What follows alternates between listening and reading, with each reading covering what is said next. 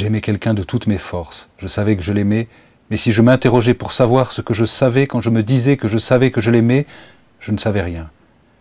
Ou je savais sans le savoir, comme je sais que j'ai mal quand je souffre d'une quelconque douleur et que je ne sais rien dire de ce mal quand je me demande ce que j'ai. Il y a longtemps que je voulais parler. J'ai décidé de ne dire plus rien, sinon avec la voix de Racine. Je n'ai pas de voix à moi pour parler de moi, et j'ignore jusqu'au lieu qui pourrait me cacher de mon amour. Au début, non, je ne crie pas, j'appelle doucement, je promets de ne pas crier. Même mort, est-ce que j'ai peur? Je n'en peux plus d'avoir envie d'avoir peur. De cette peur faite d'envie que mon amour m'a fait connaître. Quelqu'un fut l'instant de quelques nuits, mon maître, mon souffle, ma faim, ma toute folie, pour après coup tout défaire. Et ma vie à la longue s'est laissée par ce quelqu'un emporté. Ce que mon amour disait ne pas pouvoir aimer, quelqu'un m'a permis de l'aimer. Quelqu'un a ordonné à mon amour toutes les impossibilités possibles à l'amour, au point qu'il lui a donné aussi de pouvoir aimer ce que jamais amour n'aima.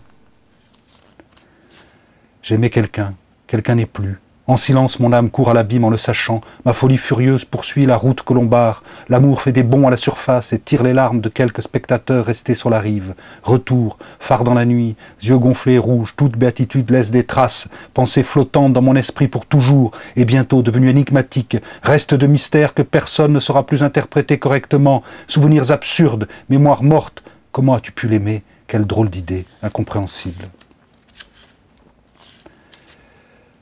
J'aimais quelqu'un en lui parlant avec la voix de Racine.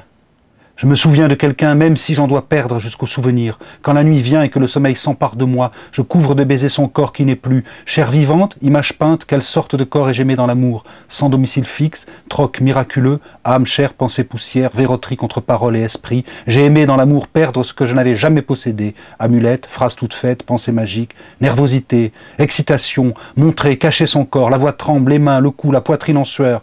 Caresse, massage, se jeter à terre, avec de toutes petites paroles brèves qui arrachent un sourire.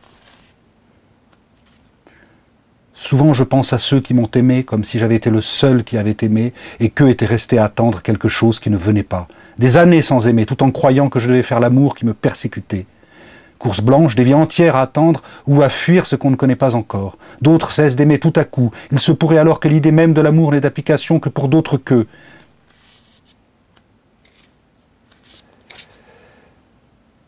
J'ai si souvent aimé quelqu'un que souvent amour me blessa au point de ne plus rien souffrir. L'amour se distingue des autres expériences humaines par une expression bizarre et inconfortable qui l'apparente à la joie.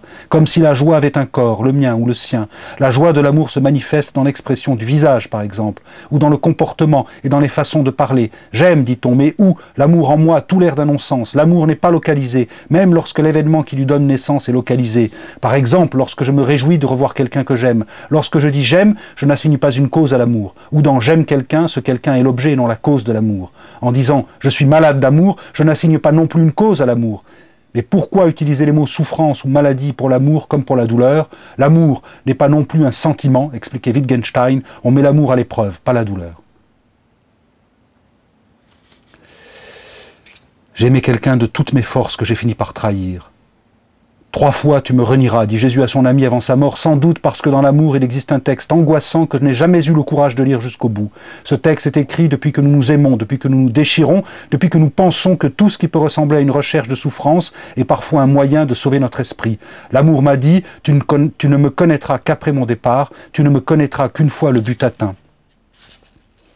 Et sachant souffrir, tu sauras comment ne plus souffrir. Oui, j'aimais quelqu'un de toutes mes forces, et depuis certaines nuits, l'amour de l'autre côté de la cloison fait du bruit. L'amour est un danseur qui ne danse pas. Tenir l'amour par les hanches, raidir son sacrum, presser son cœur comme un citron, ramasser les vêtements dispersés sous le lit. Les étranges techniques de la stimulation du désir sexuel remontent à l'enfance. La connaissance de l'amour s'acquiert dès l'enfance, dit le Kama Sutra. Apprendre à parler aux petits merles du jardin, apprendre par cœur le dictionnaire, voler les fruits sur les arbres du voisin, apprendre à danser, à cuisiner, à rire sans raison, à plonger dans un trou. L'enfance nous apprend que l'amour relève uniquement du problème qu'il nous pose, jamais de sa solution. Faire un jeu, inventer un langage, inventer quelqu'un et la maison qui va avec, plus très vite quelques secrets mortels et de toutes petites blessures qui ne guériront jamais, l'envie, la pulsion, le regret, et dans l'amour, ce sentiment laborieux, je n'en vaux pas la peine.